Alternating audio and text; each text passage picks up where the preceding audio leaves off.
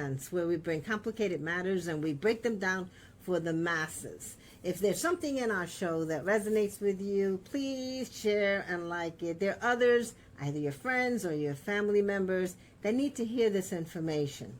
We air every Friday at 4 p.m. Central Time, and we have today Stacey Barnes, which we were supposed to have on Friday, but we had a little hiccup there, my fault. So, nevertheless, here he is. We give you what we promised. Hello, Stacey. How are you? Hello, Diva. I'm wonderful. How are you? I'm fine, thank you. For the audience, Stacey Barnes. Who is Stacey Barnes, and what do you do?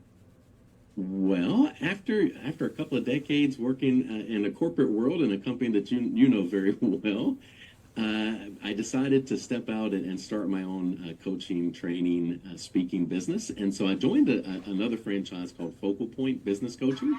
And Focal Point was founded by Brian Tracy, so I get to utilize a lot of the legacy work of a giant like Brian Tracy, which is awesome, and great network of coaches. But what I spend my time doing now is, you know what it's like to be a business owner. You're dealing with, pretty much we all deal with the same things. There's issues with time. There's feels like there's never enough of it, and there's issues with money, and sometimes that might be the same, and there's team, and there's planning and exit planning and all those things. And so what I help people do is I just take the stress and strain and frustration that goes along with some of those things and help them chart a path forward to reach their goals and their dreams. And it's been great so far. I love what I do, and I love getting to help people.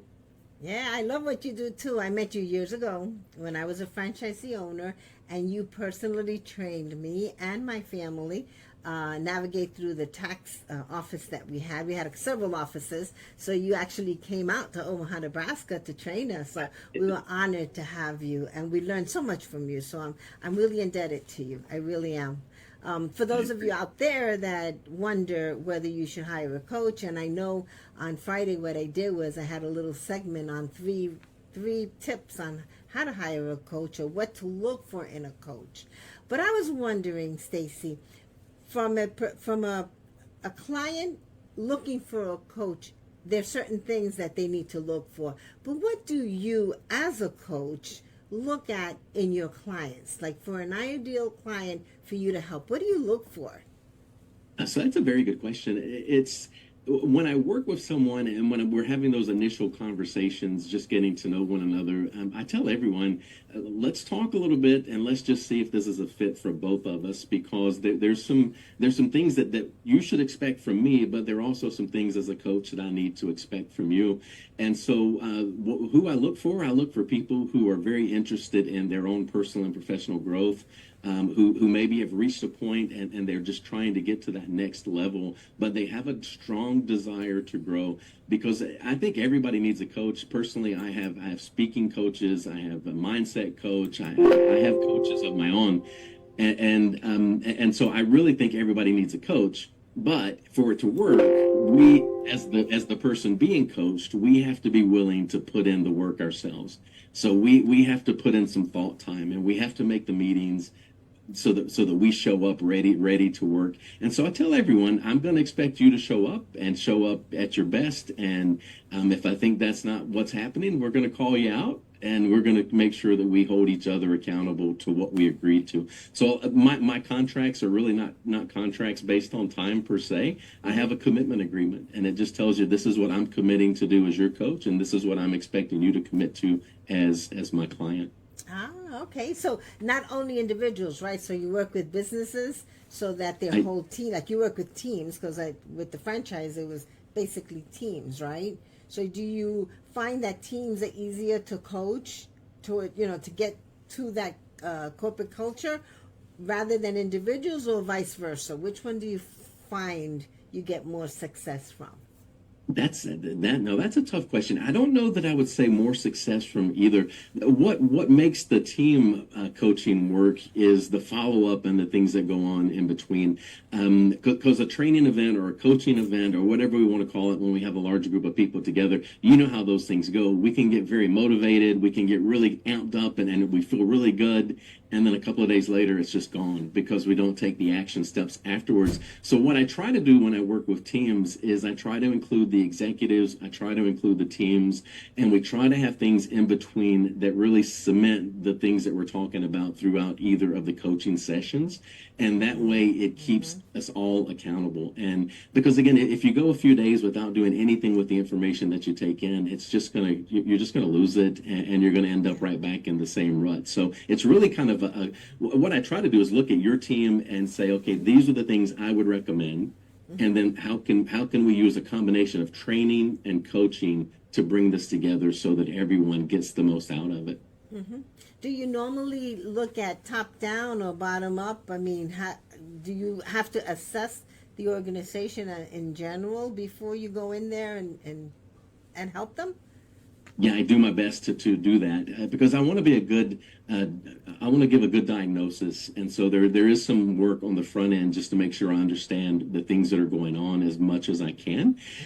Because again, I don't want to commit or have someone commit if it's not really a fit where I really believe that we can make a big difference. And so I do my best to get to know what are we really up against and then customize a program to fit the needs. And I'm a founding partner in the Maxwell leadership team, and John Maxwell says, everything rises and falls on leadership. So I really believe that leadership throughout the entire organization is important, but a lot of things do start with the buy-in at the top. And so if there's not a strong buy-in from the leadership that's going to support what's going on in the training and coaching in the levels that are below, it's just not going to work. And so I want to make sure we've got a good, committed leadership team to make sure we can get the most out of it. I'm glad you mentioned him. One of my coaches mentioned that he saw Maxwell not too long ago at an event, and someone asked Maxwell, what do I have to do what you do? And he said, before you do what I do, you have to do what I did. And not too many people want to do the did before they do the do, if you know what I mean. So it's really interesting. I admire that whole training program that he has. You guys are very, very skilled at what you do. So I guess it's you can go either direction, right? You can go in the direction, at least in my opinion, towards improving the overall organization if you're working with an organization or an individual. But I've heard you also speak at another event regarding HR and the hiring process. Is that also something that you dabble in? Yeah, and it's sometimes not necessarily a choice. It's become such a challenge in today's world to build a team, and so many clients that I'm working with now, we do team related content. So sometimes we may dig into a book like The 5 Dysfunctions of Team by Patrick Lencioni. I've got some great material from David Horsager on trust and how trust is what's required to build teams. But there's such a struggle in the marketplace for hiring and keeping good, solid teams. So I spend a good deal of time. But in what it really comes down to is you have to recruit right, you have to hire right. Yeah. Then you have to onboard and empower, right? And so a lot of it does start at the very beginning. And so I do a lot of digging into let's make sure that we are that we're seeking the right person. A lot of companies I get into, they don't really have a clear picture of what the role really requires. How are you going to define success in this particular role? And so they might be hiring for a title, but they don't really know who they need to fill the seat properly. And so a lot of the work we do is on clarity of roles, clarity of needs for the business, and then making sure that we know who is the best person to fit in that seat. And if I can put a name, like if I can say, if I could just find a diva that could sit in this position, that's a lot easier than just putting out an ad saying I'm looking for somebody to fill this particular title. I know at that point I've got to go find diva, and I can just start looking and recruiting a lot differently. But you see, when we first start out, especially myself, when I first opened the franchise, that was back in 2010. So I'm talking 14, almost 15 years ago. I didn't know who I was recruiting. So sometimes you recruit people just because they're breathing. They come in the door and you're like, I need a body. And then you realize very quickly that you have to ask them to get off the bus. Either you get on the bus, you get off the bus. So do you find that in today's environment with so much that's available to you, right? Because when you're hiring, you have all these different organizations that help you hire. You have so many avenues to hire, and there's so many people that are so skilled today versus that they were 15 years ago with all this technology. Do you find that you have the same issues with hires, where you still have people that you have to get off the bus? 100%. And especially for entrepreneurs, and a lot of times I work with folks in the startup to about 3 to 5 million range. And you're right. Most of us, we get into this and we're like, man, I need 5 positions to fill, and we just start filling those positions without a lot of forethought. And our friend Mitch, I think, coined the term breathers. Basically, they just take up the air in your organization. They're filling the seat, but not necessarily adding a lot of value. And the problem is recruiting and hiring needs to be a very intentional effort. We need to put some forethought into it and really go out. But it's not a lack of skills that's the problem, because you're right, there are a lot of skilled folks out there. There's a lack of an alignment with the culture that the entrepreneur is trying to create, and a lack of the attitude is really what it comes down to. There was a survey or study done by the Carnegie Institute, and they surveyed lots and lots of CEOs and executives, and they asked them, what is the definition? What if I'm looking for someone, what is going to make sure that we're going to have success? And they came down to 3 things that would be success in hiring, that would lead to success in hiring. Skills and knowledge were 2, and attitude was the 3rd.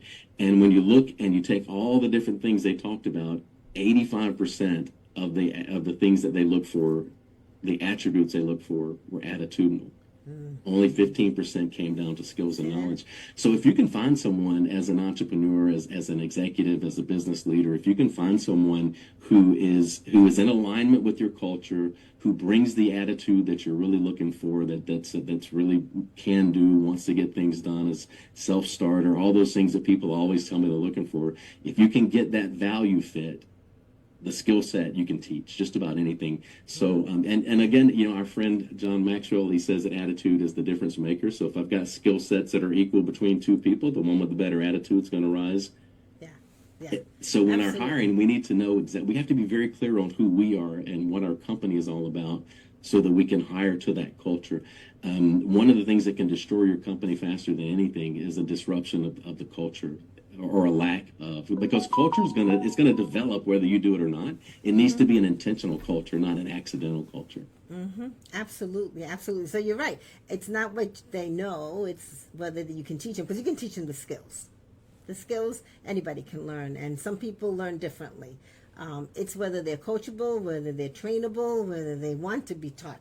Because sometimes, unfortunately, maybe the younger generation may or may not want to be taught, because you're older, you do things old skills. I mean, I'm more paper than technology, and I get it, I understand that, but I have to also adapt. So the employee has to adapt, but also the employer has to adapt as well. That times are changing, right?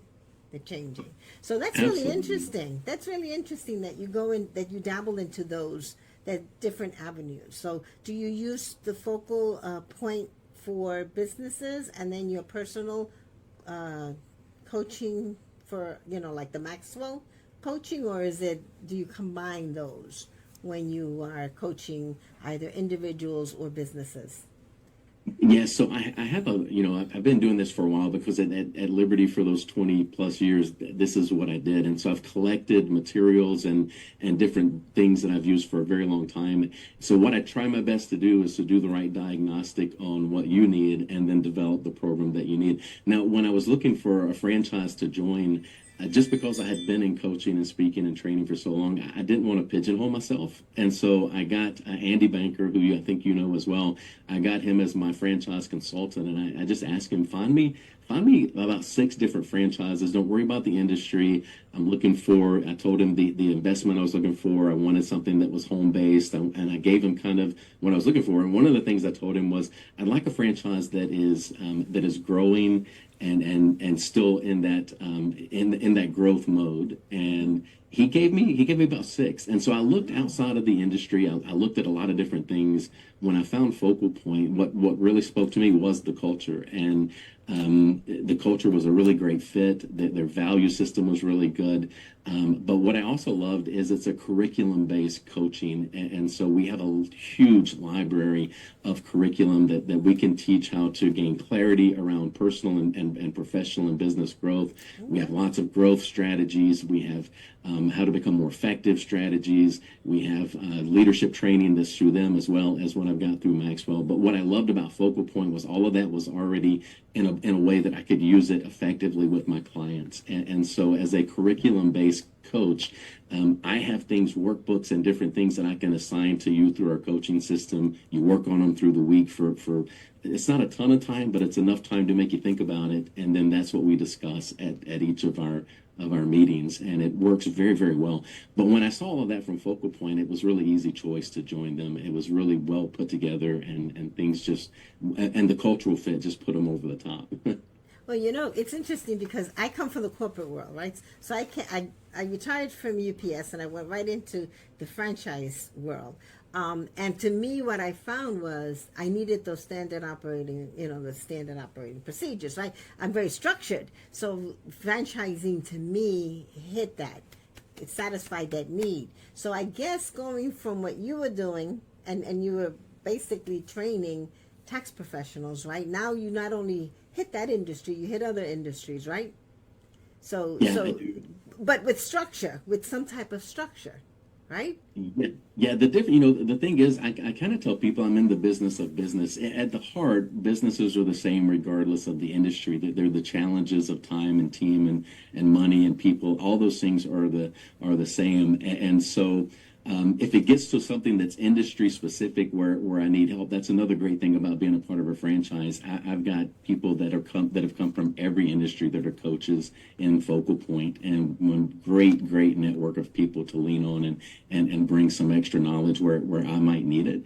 Again, the thing that most of us deal with, because I've worked with people in large corporations of various types, or doctors and doctor office, because that's a business at its heart. Religious leaders and churches that are dealing with the business side of church, and so it's all over the place, and it's amazing how similar the issues and the problems really are. I know, it's unbelievable. But when you're coaching a business, let's say you're coaching the executives, and you're talking about succession planning. And I always think about this because every organization has to have the role players, right? I don't know what you call them in your industry, but I just call them the core employees, the really good, loyal, very talented employees that may or may not have the desire to move up into those executive levels. Maybe they do, but maybe they don't. But they have the core. So you always need those. And yet some corporations make the mistake of constantly promoting those. Just because you're a very, very good worker, and correct me if I'm wrong, doesn't mean that you would be a good leader, that you would be a good supervisor or a good manager. Am I looking at this differently, or do I need some coaching?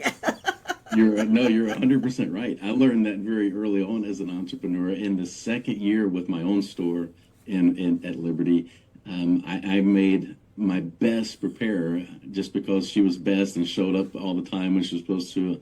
I made her manager, and it went horribly for a few weeks. And I went to her and I said, "Listen, I think I've done you a terrible disservice. Do you really want to be a manager in the store?" She went, "Lord, no, I just want to prepare taxes." So at least she was honest. Yeah, and we were able to make a shift. But you're right, not everybody wants to. And so what my lesson from that is I should have known that going in. I didn't know my team well enough. I didn't know what their hopes and dreams and what they really wanted out of their life. Because at the end of the day, personal goals are what's going to drive the business goals. And so if I don't really know my team well enough to know that, my business is going to suffer. And so from that point forward, I made more effort to really get to know the people and what their lives are all about, so that I could make sure I was putting them in the right seat on that bus. Yeah, that's right. So how do people get a hold of you, Stacey? Well, there's a couple of ways. If you go to just Coach Stacey, Stacey, and the letter B.com, that'll get you to my website. And you can link there. There's also a business scorecard. So if you're an executive or a business owner, you can do a quick check of where you stand on 5 key areas of business. So that's there for you. But you can contact me there, or just or it's Stacey B at focalpointcoaching.com. So Stacey B, no space between the Let Stacey me and take the that B. back. It's S Barnes at focalpointcoaching.com. Okay, S Barnes. Okay, we'll put that in the chat, by the way. S Barnes at Focal Point. Yeah, focalpointcoaching.com. Focalpointcoaching.com. That's okay. a mouthful. It's okay. We'll put it So in so the website is Coach Stacey B. The email is sbarnes at. So. Okay. Yeah, we'll get that. I want to make sure. And then is there a phone number that you can rattle off right now so that I can put it in there as well? Certainly. 757 450 8545. Okay. I'll make sure I put that in the chat as well so that if you're an entrepreneur out there and you have a team that you want to get going in the same direction that you have and you're struggling in that way, and even if you're not struggling, but you just want to kind of fine-tune that team's core roadmap, so to speak, Stacey is the guy. I mean, I highly, highly recommend Stacey. He has personally traveled quite a few miles, thousands probably, right? Miles to come see us and coach us in our business. So I hands down, I mean, Stacey is your guy. So I appreciate that, and I really love the travel, the travel to all the different franchisees and all the things that helped build me. I learned so much, and more importantly, I got lots of great stories that I've been able to use. And every time I see the College World Series now, I think, hey, I stayed at the hotel right across. I went to Omaha. I was there. Oh my goodness. Well, Stacey, any last words, last tips that you want to give the audience? Well, other than those two places we gave, I'm pretty easy to find on LinkedIn and Facebook and all those kind of things too. My Instagram is probably not where you're going to go look for business. That's mainly food and dogs on Instagram. But the other two, you can hook up with me there for more meaningful discussions maybe. But no, but I appreciate the time to be here. And when I say I love what I get to do, I really do. And it's been, we're 25 or 30 years now of trying to help and train and develop myself, and then try to take that and train and develop others. And I would love to help anyone out there that's struggling as an entrepreneur, business owner, business leader.